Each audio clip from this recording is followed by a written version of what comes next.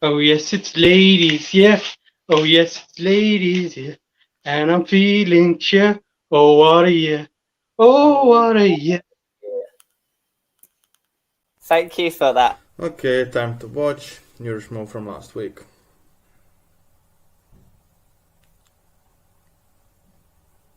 Oh wait, they want me to lose? Come on, guys. It doesn't matter who wins as long as I'm not it. So it's like that. Come on, guys. Don't do it. That's not nice. Come on, guys.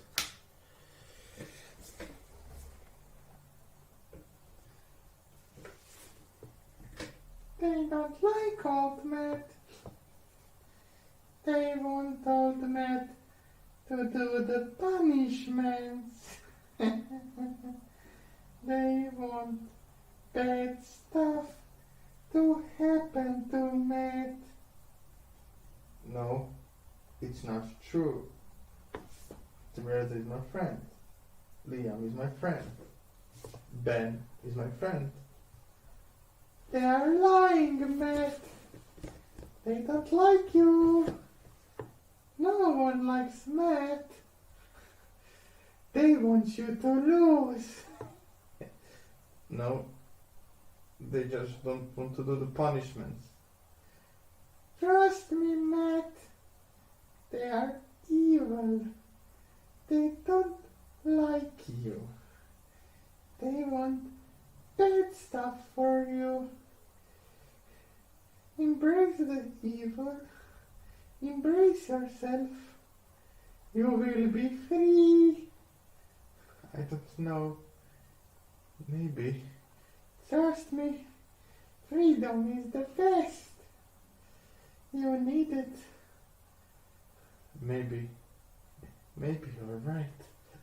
Maybe if I am willing to do what it takes. Maybe. Maybe, Father, maybe I will win. Yes, that's the way.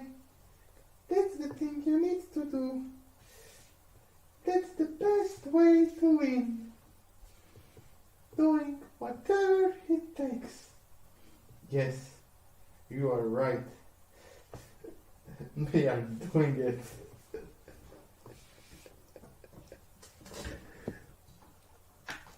Guys, so you want me to lose? Well, guys, it's time to go to war. And I am not the one who will use. You are!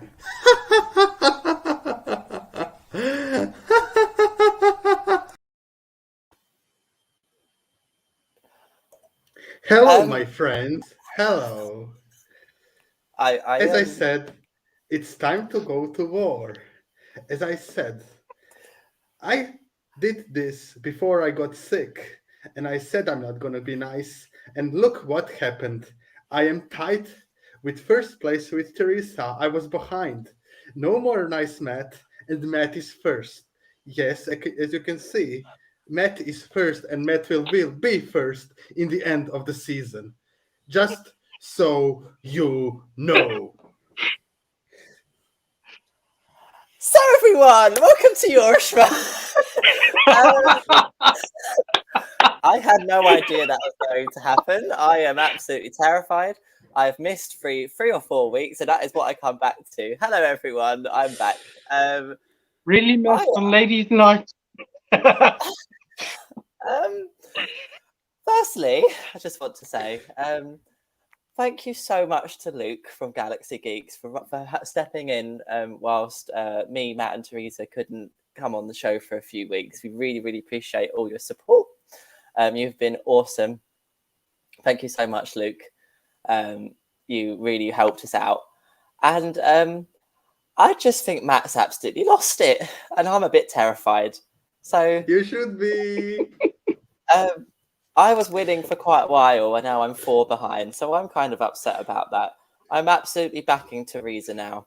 So please, Teresa, please win this. I need you to, because I cannot deal with more cutscenes like that. I'm absolutely terrified. I did not know this was going to happen, and now I feel like I've just watched a horror movie. So I don't even know where to start. I'm just in shock. Matt, what's going What on? have you done, What's Teresa? happened As to you you? can see, That- Teresa what is have you not done? here. You should be worried.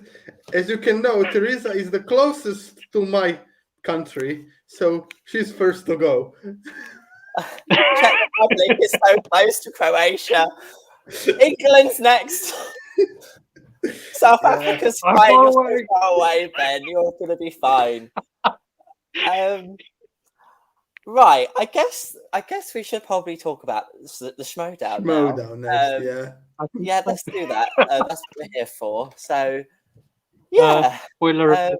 Massive spoiler alert.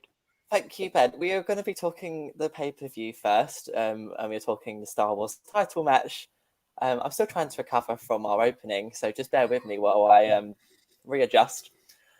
So, yeah, we've got some story back, and Ben, I know you have a lot to say about this. So why don't, before we get into the match, we're going to talk about the little announcement / scene we got before the match, and Ben, you talk us through it. What happened? So it was kind of awesome. Harloff was sitting there kind of figuring out what he was going to say to Grace about Jay and everything.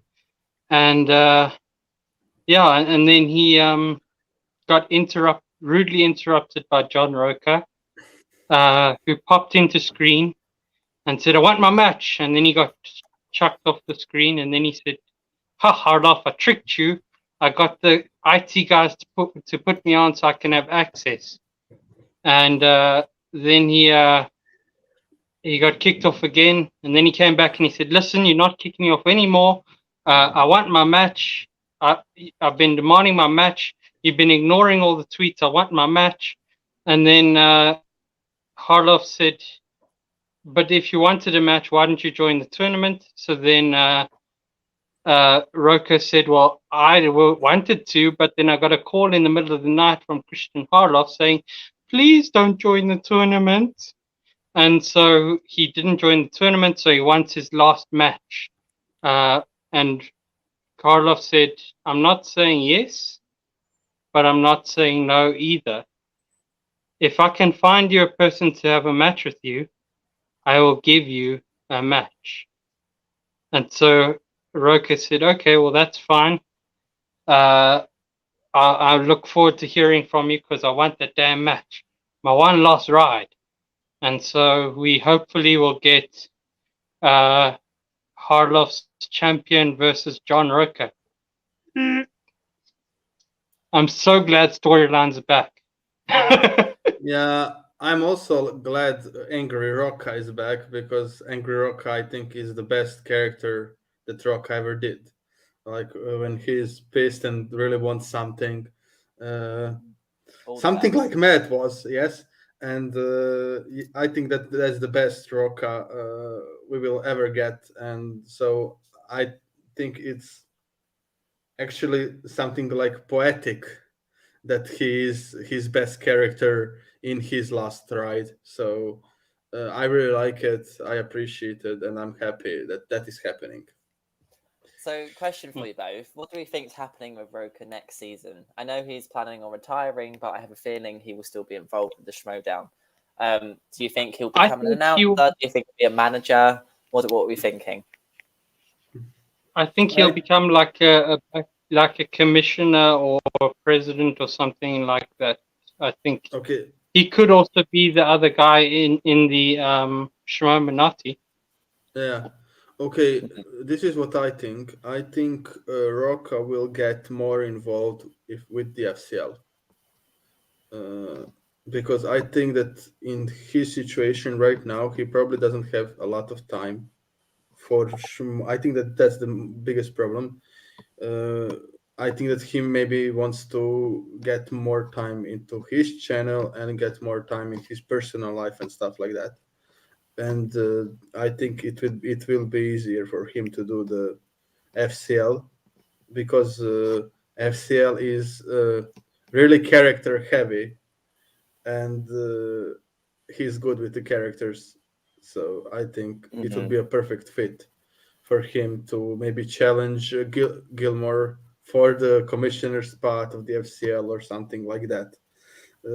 I think that could be a nice storyline there or I think something. Dagan has got a good question as well. Who do you think he'll face? So my No. theory is that they're going to tie this in with the Kevin Smith Harloff debacle from earlier in the year, and that it will be a Smith Harloff Roker match. I may be crazy, but I think Roker I have a different deserves to play theory. Smith, so I I think think that will be a good way for him to go. What do you think, Matt? I think Snyder and Roca will play it because Snyder is also like retired. He said that he's retired, but I think that he loves Roca as a person actually, and he loves to play Roca. And I know that Snyder actually said that if he couldn't be with the Odd Couple or the Patriots, he would be with John Roca as a teammate. So that I think actually Snyder and Roca considers each other their biggest rivals, respectively, and I think that he would come back to play Roca again in the spectacular. I think Murrell's a good choice as well, but I'm not sure. We'll have to see. What do you think, Ben? I think they could tie it into the Schmoe thing. Finally get some answers there. Maybe he'll face whoever's the. Maybe like he'll face someone, and then we'll see a curve if Roka wins, or if Roka loses, we'll see the Schmoe face pop up. That might be pretty cool. Other than that, I don't think Christian should play. I don't think he A has the time or B has the trivia knowledge to face Roka. It has to be someone amazing like a Merle, like a Kevin Smith, like a Riley, someone that is a player and actually has not the trivia chops to face him. I don't personally don't think it'll be Riley. I think Murrell is a good shout. I'd be very surprised if it's Riley, if I'm being completely honest. But who knows? Who knows? I mean, shall we get to the Dagan? Yeah. I think Roka, if it's his last match, needs to have a massive match, and I feel like there's very few who could actually live up to that caliber. I think Murrell is one of them. I also think Kevin Smith would be a big match for Roka to play against him. I don't know. Yeah. Shall we move to the actual match? Because I'm so pleased, so pleased. What this could we call this upset of the year? Could we call this upset of the year? I think the previous match you could call upset of the year. I don't think this one you could. Yeah, I would say it's more likely to call it the previous match because after we saw what she did with Alex, it's not that surprising as the first match. Well, the theory remains that you can't underestimate a Dimolanta. And unfortunately, I underestimated Andrew at the start of the year, and I know I underestimated Nikki now. But I'm so happy that she won this, and the joy in her when she won, and the emotion that came with it.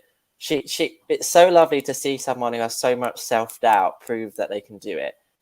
You can tell she genuinely didn't think she would win that. She didn't think she would beat Damon, and she didn't think she would beat Ross at the start. It's amazing, and the confidence she showed in that speed round was so impressive. Like, she was answering so quickly, so confidently. She knew exactly what she was doing. That is the best speed round in that format I've ever seen played, in my opinion. It was so quick. Literally, as soon as Ellis finished his last word, she said the answer. with complete precision and Sometimes, confidence. sometimes without even him finishing the sentence. It was so impressive, so impressive.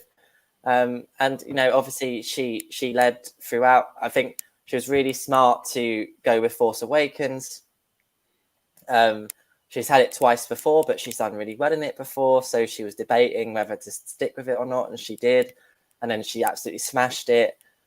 She even stole a multiple choice from Gold Leader. I'm just so impressed with Nikki. I didn't expect her to be this good. I got to be honest.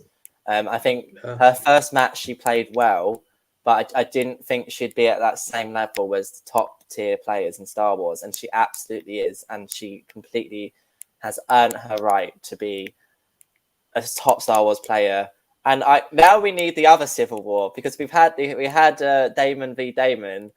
I think Dimolanta v Dimolanta would be an absolutely amazing match, and I wouldn't know which way. I think everyone kind of tipped Alex to an extent against Molly, but Nikki against Andrew, that's a much closer battle in my opinion. So I hope we get that next season. I'll be honest. If there is like award for most surprising player of the season, like that surprised me the most, that would be Nikki DiMalanta for sure. As Liam said, I didn't expect her to do as good as she did. I expected her to be good, but I'll be honest, not this good. I am sad. I'll be honest. I really wanted to see that gold leader Thomas Harper too, because the first match was like one on the a literal letter. So I was really hoping to see the second match between those two players, and I'm sure we will see it someday. But she so Dimi deserves this 100%. I think that she's as similar to Ace. I think last year it is the underdog story. Really, I don't think that anyone expected Ace to beat anyone. Maybe last season, and he won the tournament, and the same things happens this season as well. It's the upset city all over again. I think so in the Star Wars division, and all props to her. Like I didn't expect it. I think that most community didn't expect it. I know that people say now, I knew it, but let's be honest, most of it didn't knew it. Uh, and we didn't know it because, to be fair, we didn't pick her.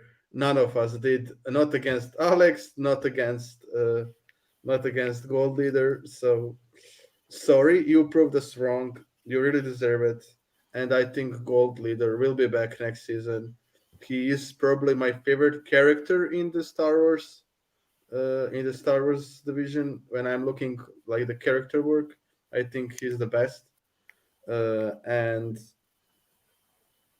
yeah, this was one of the most surprising matches and a little heartbreaking for me. I'm happy that she got the chance, but and now like she can try to defend her husband's honor.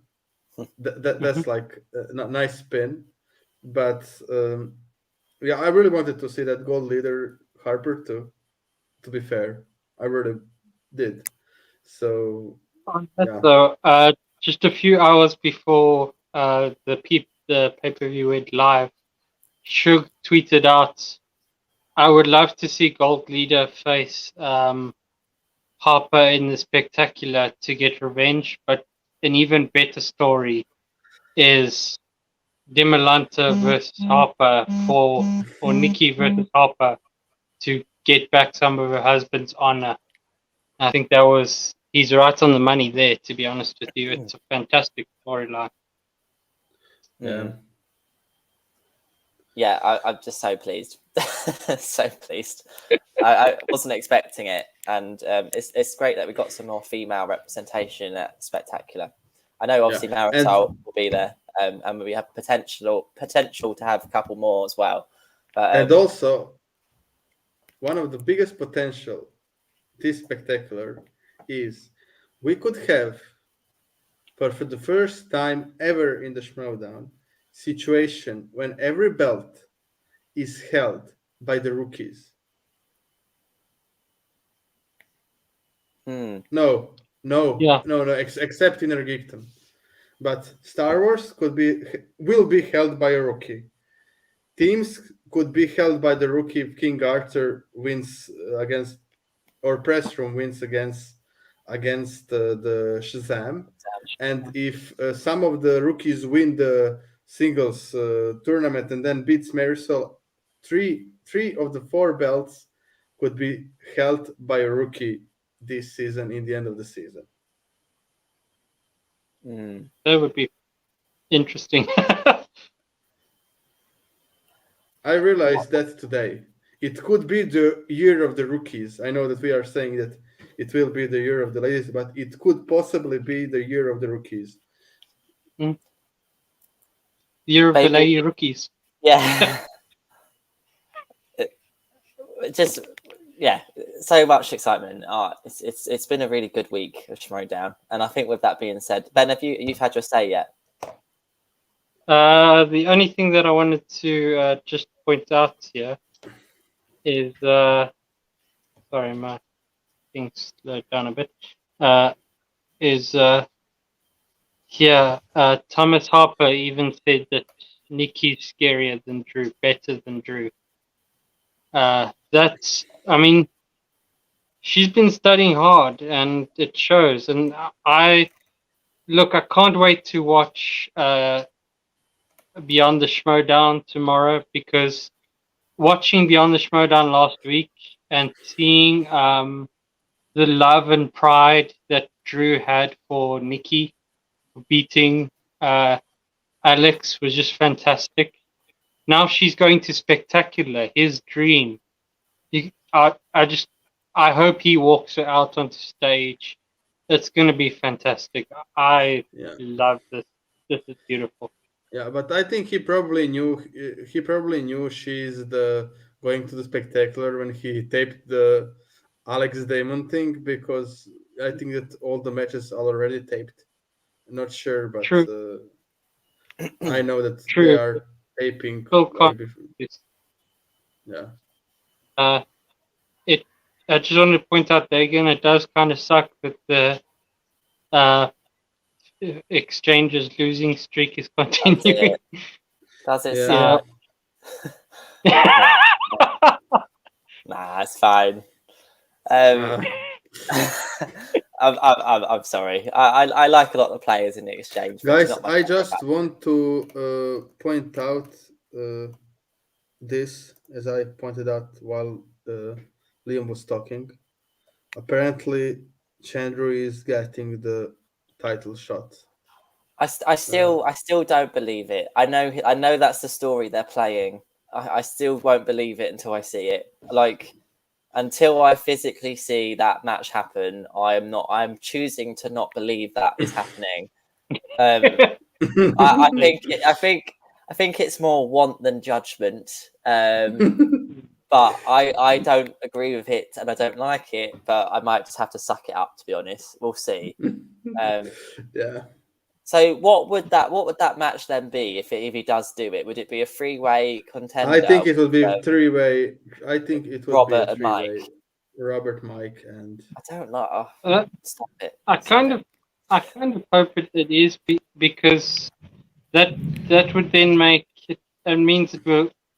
All the things of Mike is going to Spectacular actually does come true. That means if Mike, because then Mike would have to defend it 4 times this year rather than just 3. yeah. I don't know. And no one's even defended it twice, let alone 3 times. I just don't like it. I've got to be honest. But we'll see. You and Thomas are getting along so well these days. I know. Me and Thomas are best buddies now. So much has changed over this year. One on one before the Spectacular. Yeah, because they always have one championship match before the Spectacular in one of the divisions, and maybe it will be that.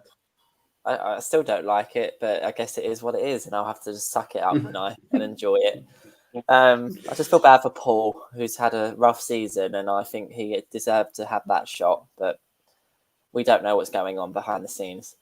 Okay, let's move on to the first match of the week, which was Janine the Machine, the Speak of the Devil, Mike Kalinowski.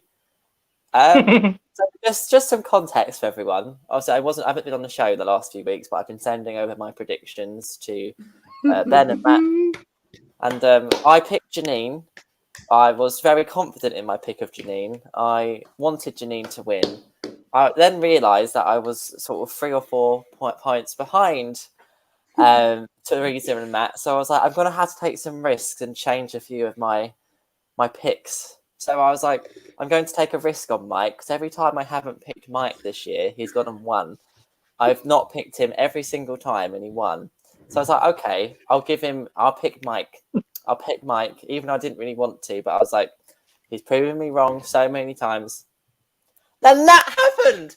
What is happening? It wasn't even close! It wasn't even close!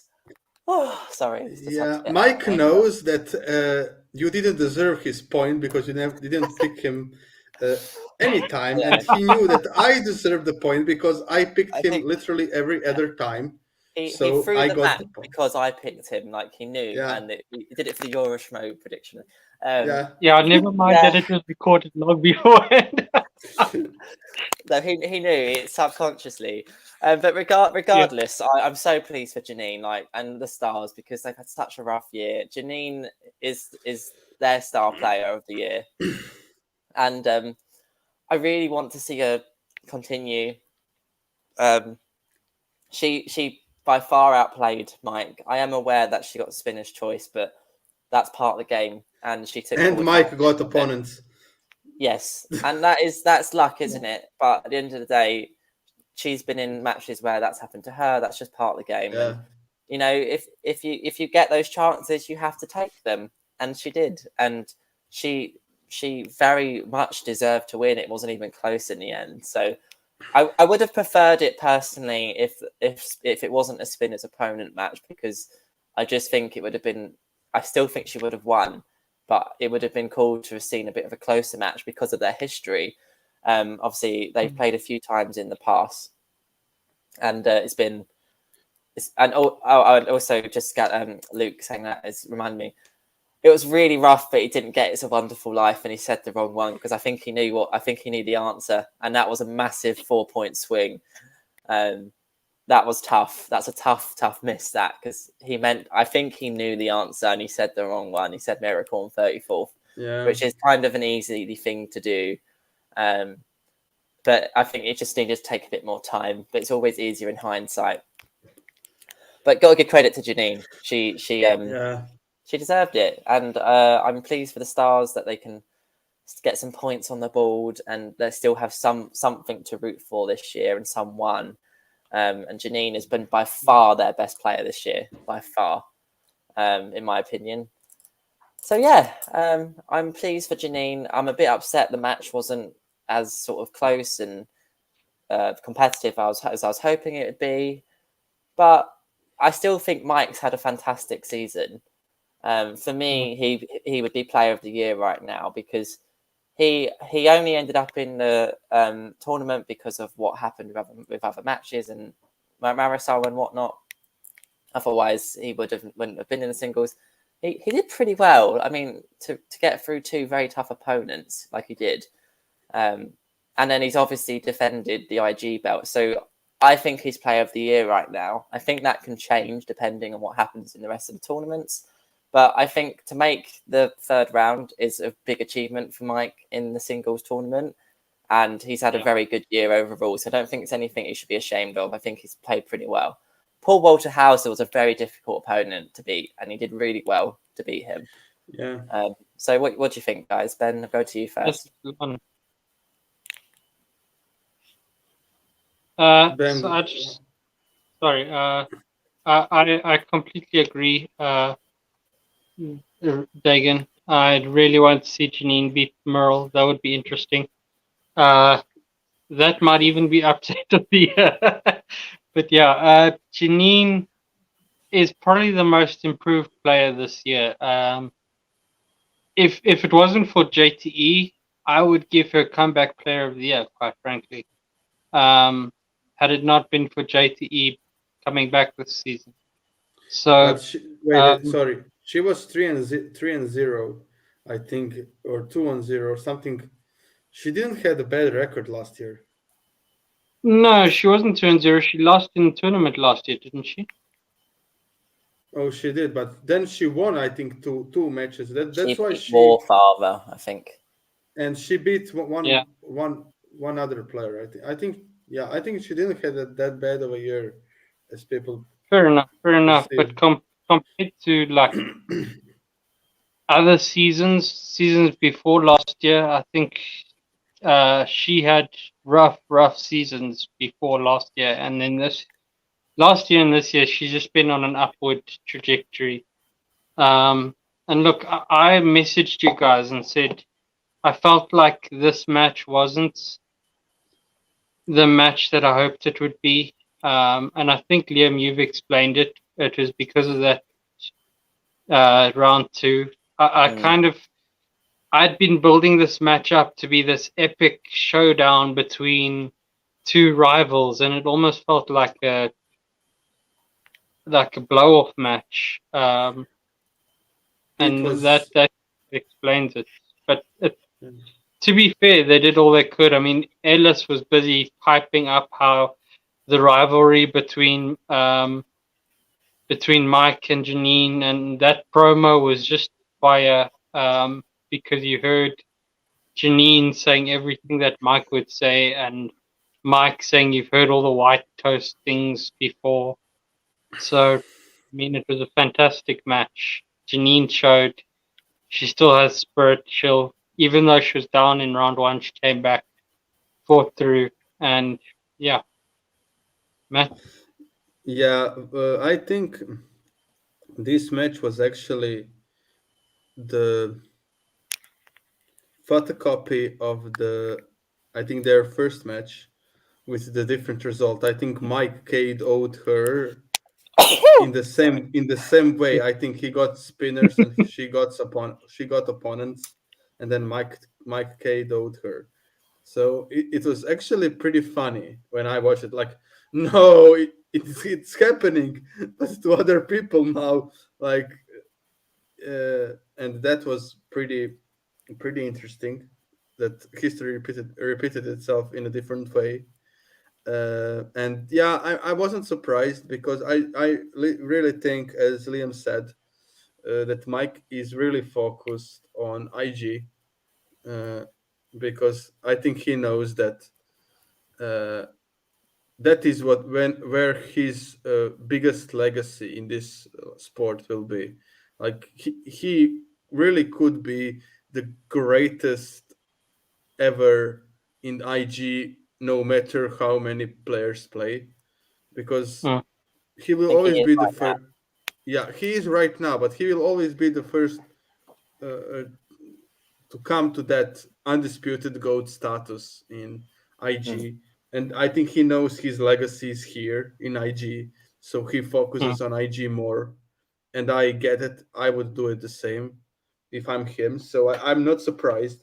I think for him it's probably IG, then teams, then singles in the priorities in the Schmoedown. So I'm not surprised that this happened. Uh, but it was unlucky for him and lucky for Janine. But as Liam said, this is the game, and we will see both of them again. And so that's nice. I got the point. I'm happy. Liam actually was the one that changed it. Yes, thanks To for be bringing it up fair, again. yeah. To be fair, I thought you would change. If you change, you would change something else. But Can I just add one thing? yeah, I was right. okay. Nice. I think you would change something else, but I was happy you changed this because I was sure Janine will win. So That was an icing on a cake and a cherry Yeah, on top. I should have stuck with my gut. I think should have stuck with my gut. Yeah, and Um, just wanted to say, if Ben was going as he said that he would with his heart, because he said he's too far behind, he would now have 5 or 6 points by now. I know. I know. More. Yeah. that's rough. Okay, before we get to that, I just wanted to point this out before we go on. So we're gonna have, according to Mike, and I think Harloff kind of touched on it a little bit, we will have no more opponents and spinners choice next year. Liam, your thoughts on that? So I'm not sure if this has been confirmed for all matches, but I know he was very keen on not having it in the tournaments. So I'm not exactly sure if if it's the whole of Schmoedown or just the tournaments, or they might change their mind. I don't know. Personally, I think that's a massive part of the Schmoedown. I think there's been teams that have been very successful because and singles players because of they've utilized opponents and spinner's choice. If you look back at the Odd Couple, especially when they played above the line, they were able to beat them because of opponents and spinner's choice in sometimes. I think that is part of Above the line, I strategy. think retired. Yeah, it with the was belt. when Drew replaced Sam with Yeah, okay, what's okay, her I name? get it. Yeah. But it's okay. it's just an example. But I think that is always. I know it has been it from the start, but I think opponents and spinner's choice has been a part of the Schmoedown since it's become a massive hit. Since And season 4, I think. I just think it's, it shouldn't. I like the fact that if it's a title match, the holders get to choose if they want it on the wheel. I have no Yeah. problem with that. But I think in everyday matches, it should be a part of it. And at the end of the day, if you feel weak in certain categories, then that's on you to study it. And I know I'm not a player, and I know that's a lot of work and everything like that, but that's what the game is. You have to have a fully rounded knowledge. You can have your strengths, and obviously that's ideal if you get it. That's part you got lucky that day. The best players can win when they get opponent's choice, and that's why I enjoy it. You see it all the time. Bibiani's won on opponent choice loads of times. It's part of the Schmoedown. I don't think they should get rid of it. I don't mind them not having it. Oh, Thomas, you and me, buddy. The moon must be doing it.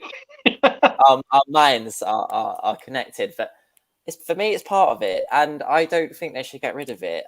I do understand this year in particular, there have been a lot of matches that have gone to opponent's choice, especially in the digital era. Next year, the hope is that a lot of the matches will be in person, and that you still might get it, but maybe there won't be as many. Who knows? It's like complete luck, isn't it? It's the luck of the wheel. For me, it needs to stay. Will I still watch Schmoedown if it's not in it? Yes, but I like it. I think it's a part of the tactical play of Schmoedown. It also gives more for the managers to do, because when they do get spinners and opponents, it means they can talk to their managers and have a think about what's best to do. It gives them more of a role. So for me, I think it should stay. But like I said, I'm not going to cry if it's not in it next year. It will just be different. Yeah. What about you guys? Well, for me, I would keep it until the number one and championship matches. So number one contenders and championship, I would scrap it, because okay, like wheel is always luck or not luck, but if you get opponents or spinners, then I think it's too much for if someone has gone through the whole tournament, or has to defend the belt, or has to go for the belt, to lose on opponents and spinners. I just don't really like it, to be fair.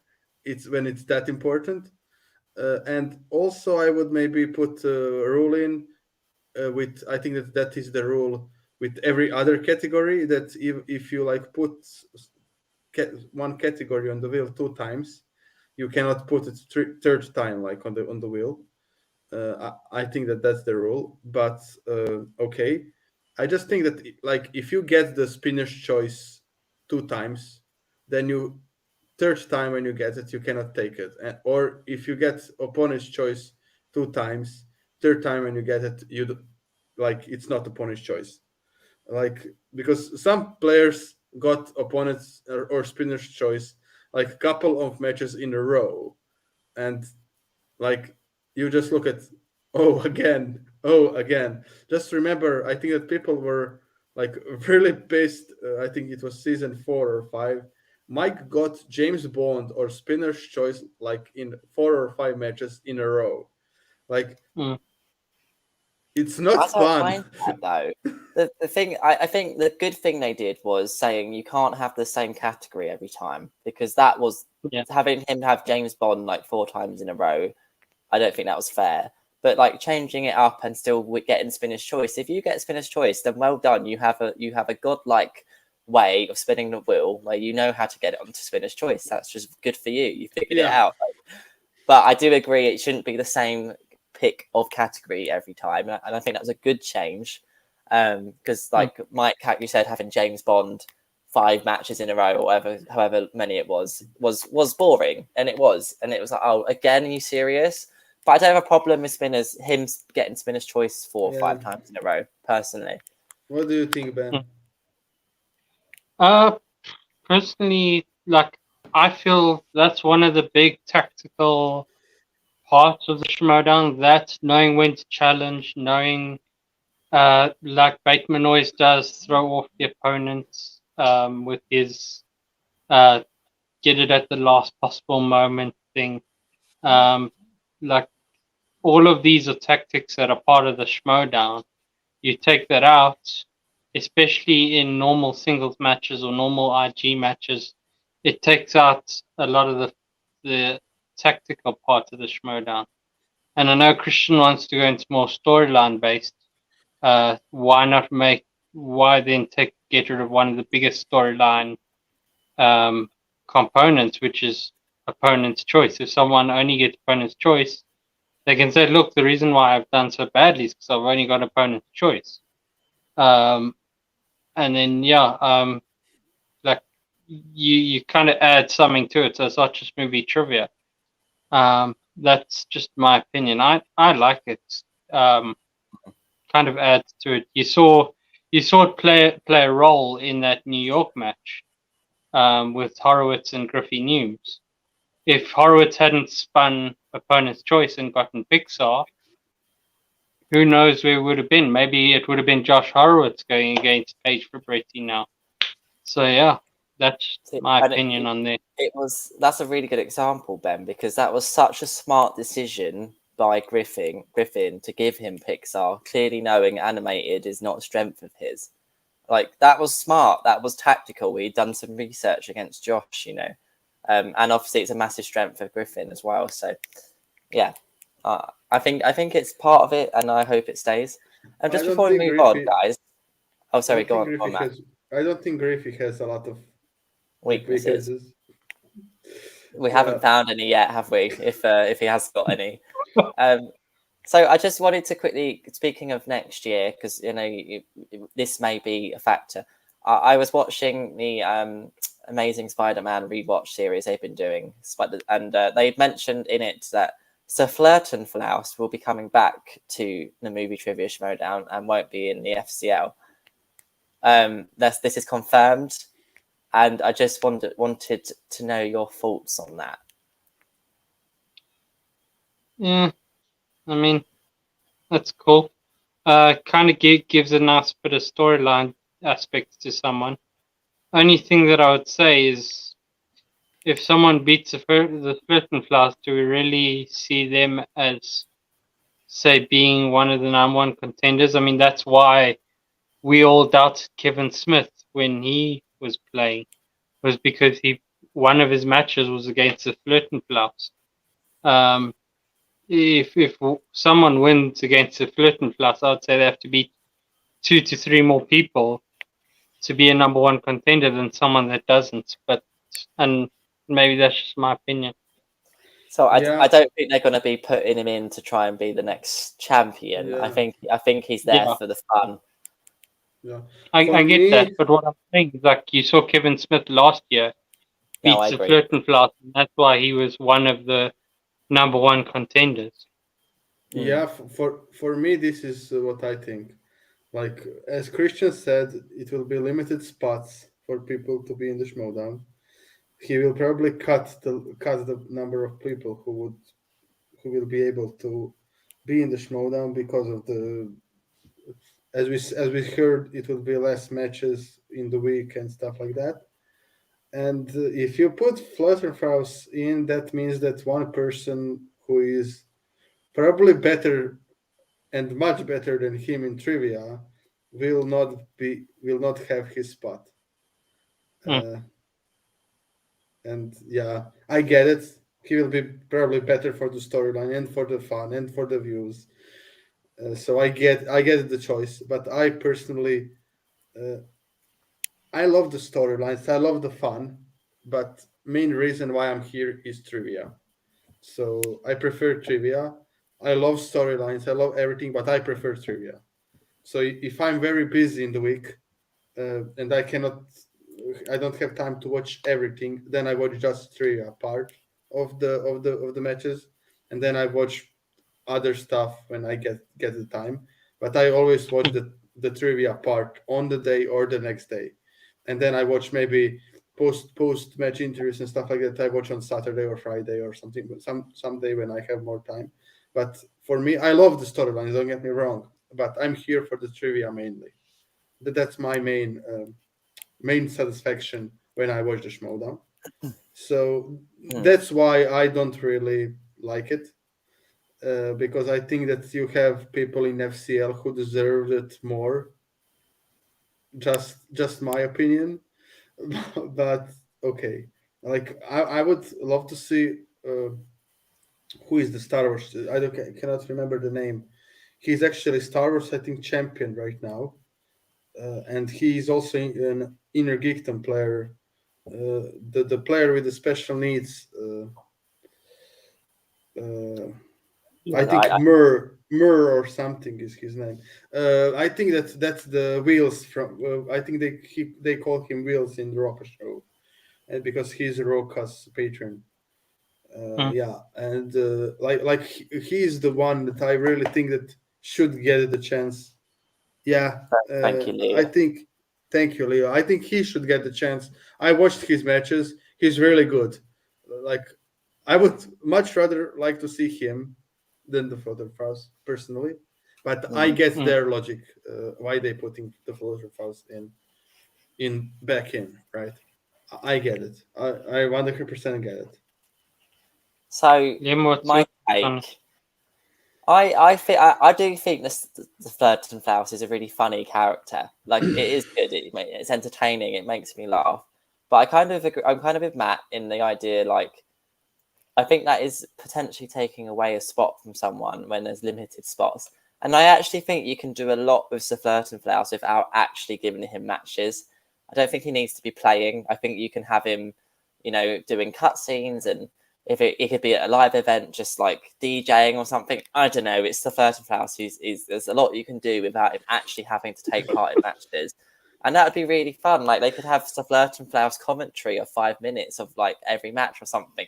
I don't know, but I don't think he needs to play. Like I love the character's really good and it's funny.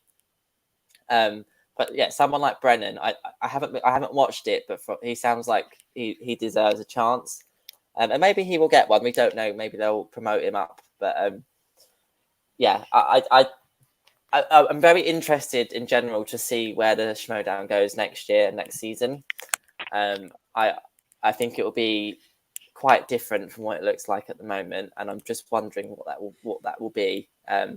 But him confirming that Staflaus is coming back, I think, gives an idea as to what direction they'll be taking the Schmoedown next season. Yeah. Thomas is a response. I just love it. Yeah. Yeah.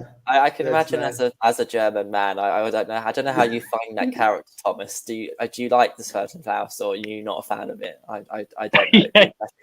Yeah. Be interesting to get your take. Okay, guys, we maybe could get back to the matches. Yes, let's go back. So next one is not that one. Teams semi-final. We are talking Press Room against Danger Zone. Now, did we all pick Danger Zone I'm for really this? proud of the Yes, title, by we the all way. picked Danger Zone. We all picked Danger Zone. Yes, extra Danger Crow by Press Room. Nice title, Ben. So this was looking like throughout the whole match. Actually, I've started the other two. So Matt, you kick us off with this one. Okay, I was a little mad at myself, to be fair, because I really thought Press Room would win. But I didn't really want to say the reason why I think it, because as we all know, Bateman has the health issues. Uh, and I didn't think that his game would suffer, but I don't think that him and Dan has the time now to just talk to each other. And because I think that if you want to be a great team, you need to have in that moment great relationship with each other at that moment. Like you need to talk to that person, study together, and stuff like that. I don't know, because as Liam said, we don't know what is happening behind the scenes. But I think that if I'm this as sick as unfortunately Bateman is, and you can support him if you can, he has a GoFundMe page to help him cover the cost of his concerts and stuff, because he needed to actually unfortunately um, cancel many of them, and he already had to pay for something. So if you can help Ben Bateman.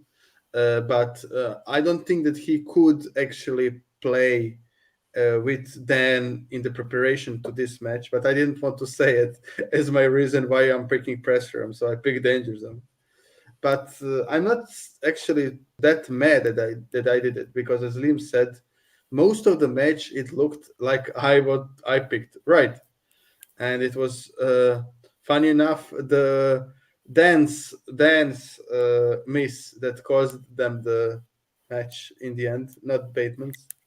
Um, i- oh, don't get me wrong, I don't think that Dan had the bad year, but when I look at how usually Dan's years go, he had a bad year for Dan Merle, if you understand me.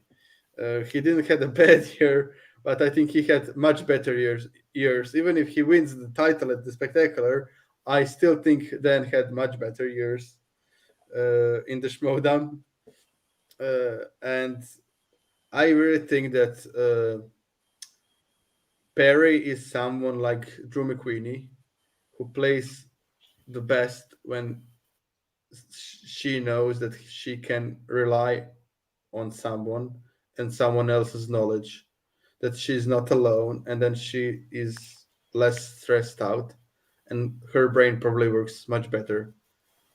And I think that chemistry between her and Horowitz, it's what gives her strength, and what is making this team great.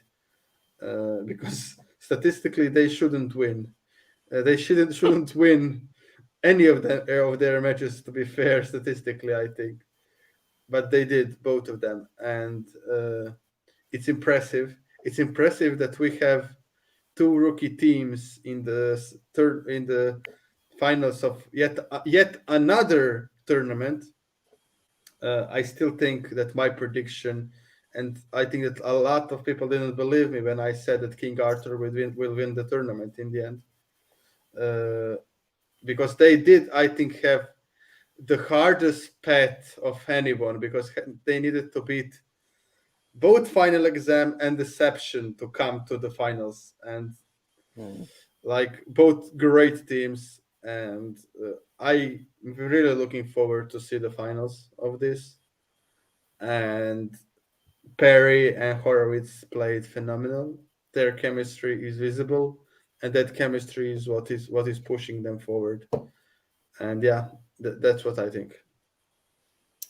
Go on, Ben.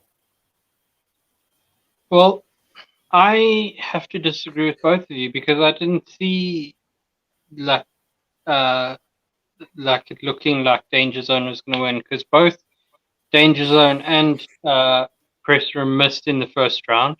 Yes, Press Room missed a bit more than Danger Zone did, but that after that wheel spin, they just went perfect throughout. And watching them talk through that from the second round, I just knew they're going to win. Damn it, I should have swapped. Damn it, I should have swapped. And I mean, watching Dan Merle and Bateman talk about their wheel slice with Perry, they just, it felt like it was one person making that decision rather than say both of them. Whereas with the other one, you heard Coy and Josh talking it out. Perry said, "Hang on a second, let's just think about this first." They spoke. They said, "No, this is better." So I think that you kind of saw the chemistry between Perry and Josh kind of show that they could be real contenders. And yeah, I enjoyed this match personally. Yeah, and I will say that Koi for me is the manager of the year. Like he had Di Malanta, who was the champion in the Star Wars. He has the teams champions who are undefeated this year. Uh, Mhm. he did pretty good in almost every division, not naming IG. Yeah.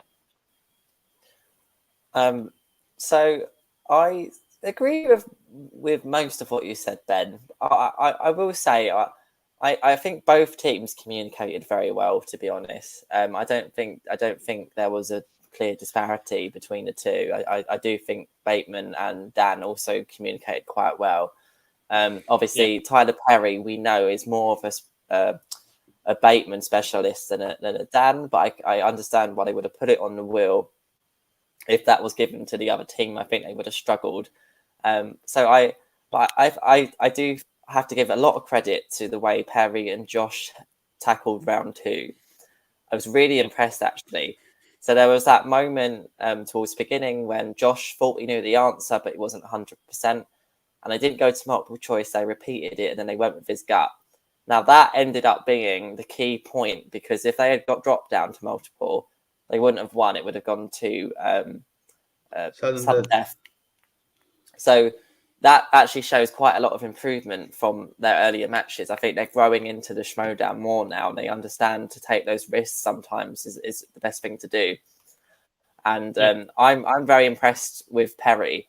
I mean, Josh played amazingly, and Josh we know is a bit of a superstar. And if he can sort out his animated movies, then he's going to be very, very, very difficult to beat. But Perry's really improved this season. The first time we saw her play, I don't think she played particularly well. I think she only got something like 3 or 4 points. Since she played Bateman in that round one, I've seen a massive improvement in Perry. And I think her confidence is starting to grow as well. She clearly she knows that she is the B player in that team, and she's okay with it. But because she knows she can rely on Josh, she feels more confident when she knows the answer. And she definitely pulled her weight in round two. There was a couple of them that she was like, it's Luca.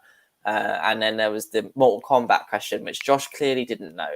So I'm very, very impressed with Perry. I love Perry Nemiroff anyway. I'm a big fan of her. I always have been since AMC Movie Talk. So it's just good to see her enjoying playing Schmoedown, because I think she lost her love for it when she first retired. I really like that team. And I hope they remain regardless of what happens if they lose or win against King Arthur. Can I just point out, this is the second time in 2 years that Perry has beaten Dan in teams. Oh, really? Yes. Her and Haley Couch beat him and Roker, Earl and Roker. No, So this is they? the second time it seems that she's beaten. Did they? Or who did no, Haley? no. I don't No, think they they did. lost. Who did Haley Couch beat? Sorry. No. I don't It remember was a that. close match. It was a close, I think, match. But Yeah. no, Roca, and then I'm gonna look it up so that I'm not spreading lies. So I don't think Perry's beaten Dan before. I don't know if they've actually played before. They may have played, yeah, but They did. found him. Yeah, found him. Yeah. Oh, Was okay, beaten. yeah, okay. we Fair have enough. Leo, the fact checker. Thank you, So, Leo. Thank you, Leo. Thank you, Leo. The best. So yeah, it You're was the a really best. was a good match. But I think it's going to be a very interesting final. Yes, I know Matt's picking. Obviously, I have to think about that one. Yeah. And we're seeing Josh could get his revenge against Griffey. Or sorry, Arthur. Well, Yeah. we don't know. Was this filmed before the live event? I guess it was. It wasn't because they keep mentioning I don't know, but they keep mentioning the loss to Griffey. Okay, fair enough. Yeah. Okay, so let's move on. We have one more match to talk about, which we now have our first semi-finalist in the singles tournament. My Matt is looking prediction. really, really happy. Yeah. So, actually, Ben, you kick us off with this one. Awesome. Okay, so we had William the Beast Bibiani versus David Del Rio, and I was trying my best to convince Liam to switch to David Del Rio, just to throw a bit of. Couldn't do it, I'm afraid. Please, I didn't. But yes, I'm glad you did. But yes, it was an awesome match. Bibbs and Bibbs kind of went perfect throughout the whole match. Del Rio only had 5 at the end of the first round, but then came back with quite a fighting spirit throughout. He went perfect otherwise throughout that. And watching his post-match interview was fantastic. Him talking about how he loves movie trivia and how that was a match that he really loved playing, someone that can take him to the edge, and he loves this game. So I hope that we see him next year, and if he's not there, I'll be very disappointed. We will. Yeah, We will. he would be one of my top picks for any faction. But yeah. Matt? Well, I'm happy because, as I said in the beginning of the tournament, I predicted that Gold Leader will be in the finals. Happened. I predicted that King Arthur will win the tournament. I don't know if that will happen. Maybe, but no one believed that. I think that King Arthur would come to the finals, and they did, as I said, and I predicted that we will probably have Shazam finals in the singles tournament, and it can happen, and it can happen still. So we will see what will happen. But that was my predictions, and we will see what will happen. I'm happy that Matt was right on Bibbs, and the match was awesome. Bibbs played almost perfect, I think. And was he not perfect? I thought he was perfect. Or was he? Did he miss? He went perfect throughout the whole. He went perfect throughout. Right? Yeah, he was perfect again. So yeah, like that's the problem with Bibiani. Like, and I think that everyone said that Bibiani is the person with probably the biggest general knowledge of the movies in the movie trivia Schmoedown. And like if I think that someone said it on the one of the shows, like if you have a great day and Bibiani has a great day at the same time, you are probably losing to Bibiani. Yeah. Yeah, So and I think that was happening. Like Del Rio had a great day as well.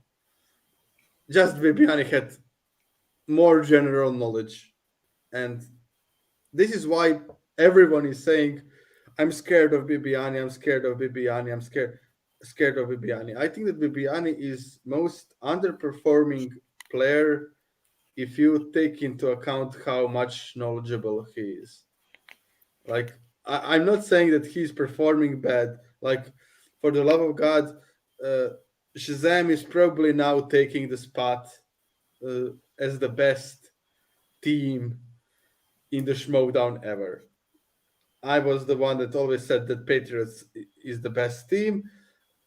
To be fair, Shazam beat Lightning Time and beat so many teams now. They are, I think, 13-1. That is their record.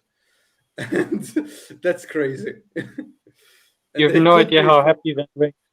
yeah, and I know that many people said they didn't play enough matches live, but not they did now two matches they played live, and they won both.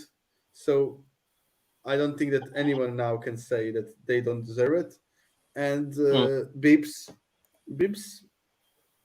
I think Bibbs is on the warpath, but we will see because he needs to play Griffey or Page next, and that that will not be the That's a very, walk in very the tough park. match. Yeah. Yeah, Yeah, and that we'll is, I see. think, I think it was Matt Bros just for a fun. sec. It was just Um, great. It was just great trivia match for me. I truly enjoyed it, and yeah, that's it. What do you think, Liam? Yeah, if you if you're going against someone who had an absolutely perfect match and you only miss one question, you're just very unlucky, aren't you? And that's what happened today with Del Rio. I may have got that slightly wrong, but I think he was 7 out of 8 in round one, and then Bibbs went perfect. no, he was 5. Oh, well, maybe I got that wrong. Anyway, he took him to his 5, which is all you could do when you're behind at the beginning, and that's it. Bibbs is just a crazy good player. He looked on fire this year. He seems to look like a little hungrier to me, and I don't. Yeah, it just something about him this year seems slightly different from last year. I think he's Griffin News or Page is going to be a very tough semi-final. Yeah, that I really want to. I love Page, but I would love to see a Newman Bibiani match. I think that's a very, very good matchup. I will say, I think this is the match that we were hoping we would get in terms of trivia wise, in terms of pure trivia from Janine and Mike. This was the best match in terms of trivia knowledge shown in the week, I think. Yeah. But, Bibbs is just Bibbs. And it was even a fun match because you had Bibbs singing "Never Ending Story." I think he's a very hard person to not pick in a prediction league. I'll say that. So we'll see what happens when it comes to that next round matchup. And speaking of, I think that's the end of the matches for the week. No, wait. Yeah, it's the end of the matches for the week. Sorry. There is one thing that I do want to touch on. So Nerd Chronic retired from the Schmoedown this week. We are very sorry to see him go, but we're glad we had him for the time that we had him. He is my hero, and I said as much on Twitter. If we had a Euroschmo award, I would honestly give it to him, because he's just him and the backstage crew are just fantastic, and I love all of them. And I'm glad he's sorting out what he needs to sort out, but just wanted to touch on that and say, please support him in any way you can as well. I really think they could give him a Yodi reward this year. I would love to. I would love that to happen. For the thing that he done for the Schmoedown, because I think that for me the best part of the Schmoedown after the trivia was the promos. I rewatched them. I enjoyed them. So if it's me, I'm giving him the Yodi reward for the things that for the promos and everything that he did. Yeah. Good choice. If I'd put money Yeah. on it, I think Roka might get it this year. Yeah. I think Yeah. No Chronic would be a good choice as well. And we wish him all the best and hope he can maybe come back one day. But obviously we respect he's got to put his health first. Thanks for letting me say that. But yeah. All right, is it time for our favourite segment of the week? It is. I just wanted to show the prediction table that, again, please. Well, I also want. Oh, Ben has frozen. Oh, no. Ben has frozen. So we'll have a little stall while we wait for Ben to come back. Yeah, you can look at. Sorry about that. No, you can look at this and see how I'm first with Teresa, and know this. Look at this, Ben, and look how I'm first. I'm first with Teresa, and Liam is now behind, 4 points behind it. I'm not without reach though. I'm slowly but surely catching up to Liam. Okay, now that's a bit ridiculous. Come on, Ben.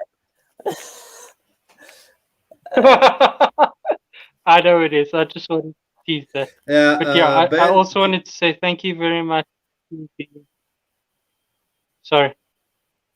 I just want to say when we do the predictions for the first match, you can start with Teresa's prediction. I will do the second and the fourth, and first and third, Teresa can start if that's okay. Just okay. Okay, that's cool. I just wanted to point this out before we do. Dagan from the LGR crew gave us this very nice thing. It's a bracket, and when we're going to see them. Thank you so much, Dagan. Please watch any given Schmoe day after this. It's on the LGR channel, and it's a good show. Give it a watch. Just want to say that. Thank you, Dagan, for that, and follow him on Twitter. Thank you, Dagan. And Deegan. Okay, so let's start with the first match of the week. Is Teresa first on this one? Yes. Yes, she is. Griffey Nooms versus Paige, and she went with Griffey Nooms.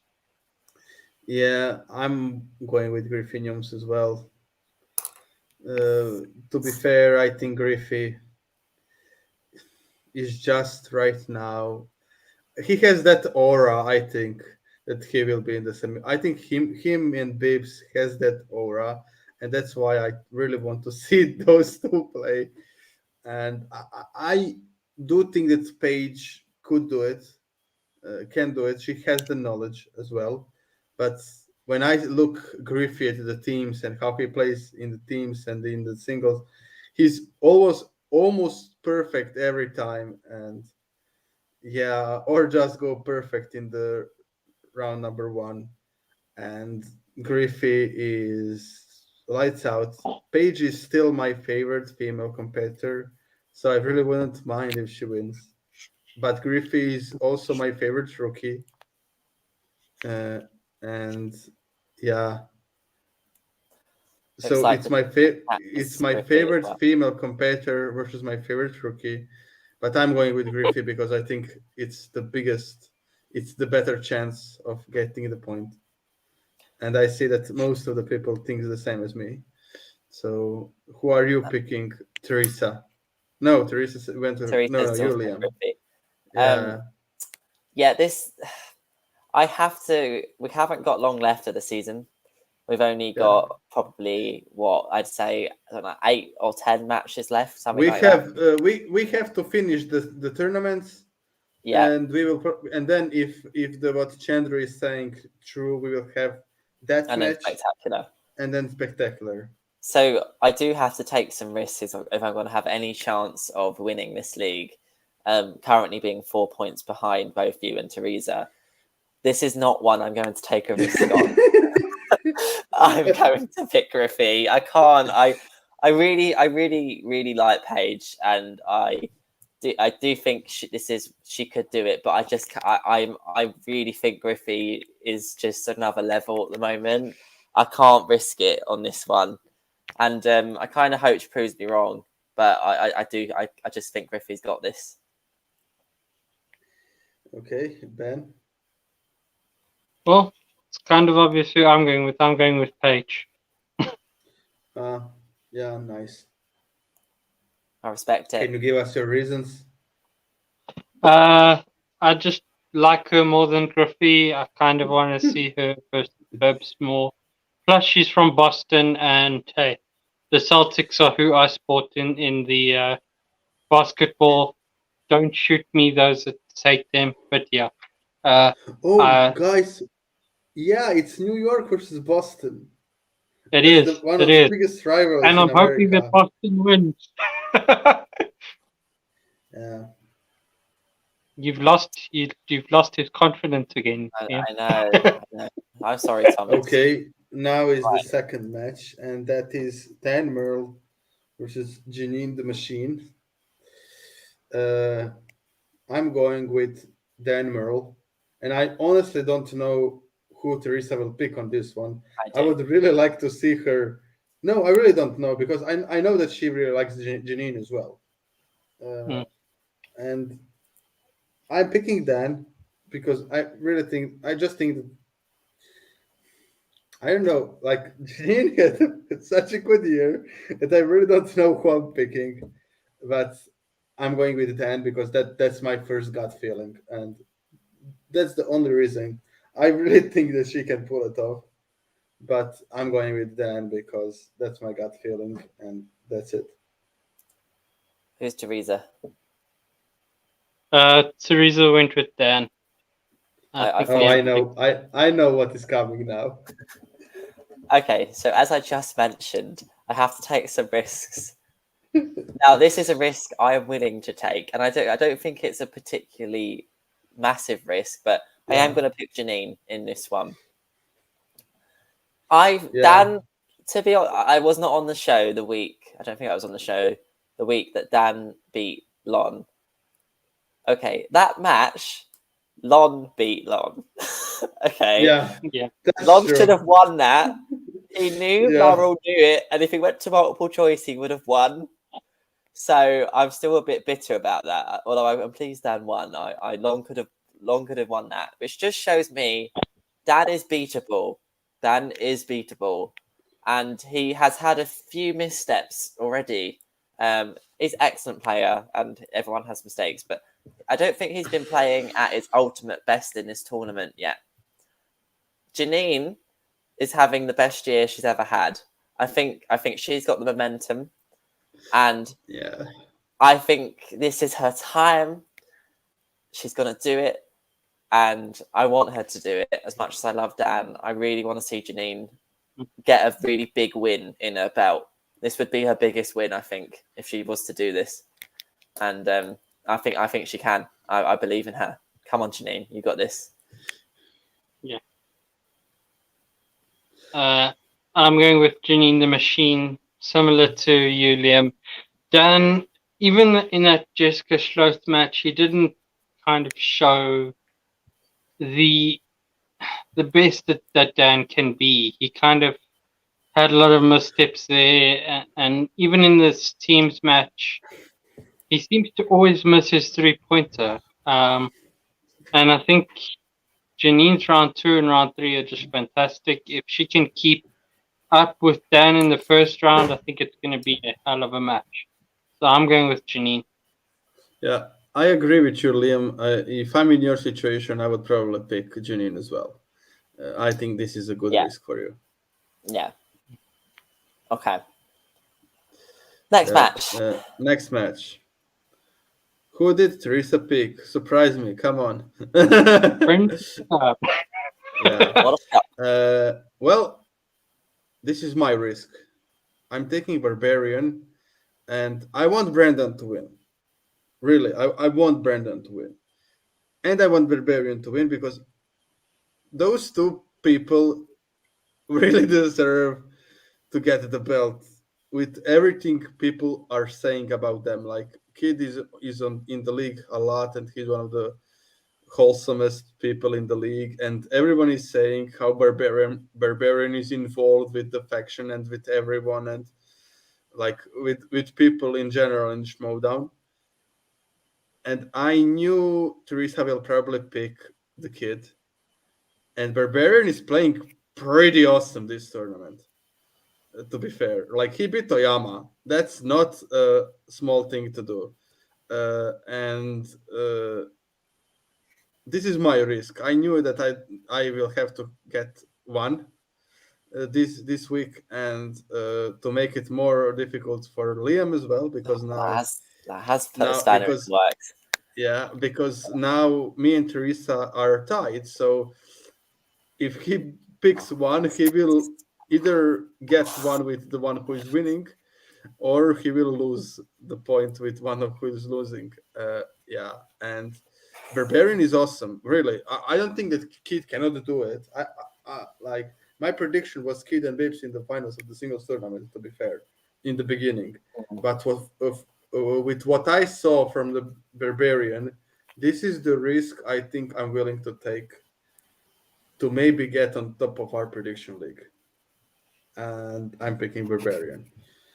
Okay. So I thought you were going to pick Brendan, and then I was Yeah. going to take Barbarian, thinking you and Teresa was going to pick Brendan. Now I'm confused. I'm just going to bring this up. Who did he beat to get where he is? So he beat Who? Alonso and then Paul. Okay. Oh, this is tough. You've really thrown me, because I was really sure you were going to pick Brendan, and then I was going to pick Barbarian. Oh, Ben, can you pick here? Because I need to think. I'm picking Brendan, my kind of obvious, the fine young Tinderoni. He's Mercs. I'm going Mercs all the way from here on out. So I'm going with the quirky Merkies, and hopefully I'll catch up to Liam. This is really tough, because he did beat Paul, and that's not an easy feat. Brendan beat Collins. I know. Oh, this is really stressful. This is really stressful. On to the next, and then you can pick that one. Just hold on.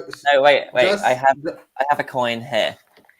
Heads will be Brendan. This is how I'm doing this. Okay, wait. Just so you know, both Thomas and Leo picked Meyer.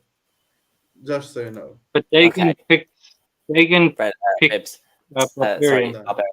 Okay, heads is going to be Brendan, and tails is going to be Barbarian. That's how I'm picking this one. Okay. Never fail. Tails never fail. It's tails, so I am picking Barbarian, and that is from the fate. That's from the fate of the coin. So Barbarian it is, and I'm not changing it. Okay. And this is the last one, I think. Yes. And I'm picking first. It's Press Room versus King Arthur. My prediction was that King Arthur would won the tournament against Danger Zone, but I now think that King Arthur will win the tournament against Press Room. I just think they are averaging more than 30 points a game, and that's crazy. So I think it's really hard not to pick them. They are averaging more than 30 points a game, and I think they are the team that is only beaten by Shazam by how many points they are averaging in round number one, because they are both times averaged 15 points with only one miss for, I think, from King Arthur. From King Khan. And Griffey went perfect in both matches he played so far. So I think it's really hard not to pick King Arthur on this one. I know that the chemistry between Josh and Perry is great, but I just think they were so impressive. They beat Final Exam and they beat Deception, and I don't think that anyone thought they would be Deception. maybe final exam, but I don't think that anyone thought that would be deception. And I'm picking King Arthur. Who did Teresa Okay, pick? well, then? there's also picking King Arthur. Yeah. Yes, it is, Thomas. It's a 5-round match. Tournament finals to determine number one contender. It's a 5-round match. So I didn't realise that. That swayed. I'm not risking it. I'm picking King Arthur as well. If it was 3 rounds, I would have gone press room, but I am not risking it on a 5-round. I think that's that. If they got speed round, no King. I have to go King Arthur, even though I'm only different on one match with Matt now. But we have next. I tell you, it's spectacular. If it comes to it, I'll just pick everyone different to you. Yeah, but the problem is you are now different, one different with Teresa and one different with me. So either way, one of us will be I'm too in different front with of Teresa. two different, right? Yeah, because I picked Janine. Yes. You pick Janine. And she picked Ben. And she picked Brendan, and I picked Barbarian. Oh yeah. Oh yes. So I could be 2 behind Teresa and 3 behind you, or Yeah. I could be 5 behind you and 6 behind Teresa. Yeah, I get it. Oh, that's horrible. Okay, Ben, are you Now going you know for? my play. I'm going with press room. They really surprised me, and I think they have the momentum. I think they could pull it through. I think Perry's gaining confidence. I think we're going to see a quickie murky teams finals, teams title match. Oh, hold on. Is this is it online 5 rounds, or is it in person? Because that does make a difference. Don't know. I think no, it's probably online. I think that Christian said that the last live match was the Shazam one. If I'm correct. Okay, if Yeah, it's Leo digital, said I'm it's picking still King digital. Arthur. Okay, You I'm are picking picking King Arthur, right? Yeah. If it was in person, I might have changed it, but it's not. So No. I'm going King Arthur. Yeah. I think there's too many factors against press room for me not to pick them. I have to go. I got a call in the middle of this, so I have to go. Oh, no worries, Ben. Thanks No worries, so much Ben. for the last few weeks. We really appreciate you steering the ship. Thank you very much, Ben. Okay, so it's just us two now, Matt, and I think that wraps up our show for the week. That wraps up the show. So we want to thank everyone, especially Luke from the Galaxy Geeks once more for keeping our show going when we had some personal stuff to deal with and health stuff. As you probably all heard, I had the Rona. I'm good now, and thank you, Luke, very much. Thank you, Dagon. Thank you, Thomas. Thank you, Leo, for being interactive with us. Thank you, everyone who was very interactive this show. We love you. Thank you to everyone who have subscribed. We finally passed the 50 subscribers 50, mark. yes. So thank you for bringing that up. Maybe we will do something special. If we ever hit 100, then we'll do something for that. I think. I hope you liked my cutscene. I put some work in it. It was inspired by the Lord of the Rings scene when Gollum is talking to the Smeagol, if anyone is wondering. And from everyone in the Schmoedown League and the predictions and everything else, thank you for watching. Keep rooting for Matt, and Matt will win in the end. Our socials are in the description. Keep watching Schmoedown. Keep watching your Schmoe. Keep supporting community. And goodbye, my dear friends. I hope we will see you. Thank you very much. I hope we will see you next week.